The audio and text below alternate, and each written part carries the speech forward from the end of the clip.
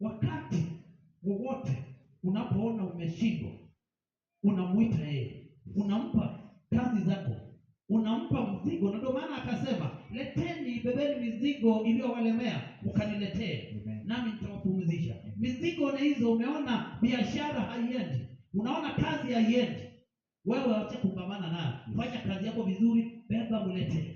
Mwambie, mimi nimekuja kwako, sina uwezo wa kuendesha hii biashara, sina uwezo wa kuleta customer, lakini wewe ndio mwenye uwezo wa kuleta customer. Mimi sina uwezo wa kujiajiri hapa, maana mdozi amemea kitu, hata kunifuta.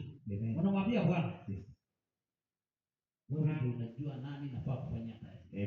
Kama hapa ndio nafaa kufanya kazi, basi pambana na huyo. Mimi nimekupea, mimi wacha nifanye kazi, hapo pengine ni kwako. Na Bwana anasimama na anapigana, maana anasema atawatetea wale wanaomwamini. Kristo anasema ya kwamba, aliuliza Filipo akasema, tuko hapa jamani, na watu wale.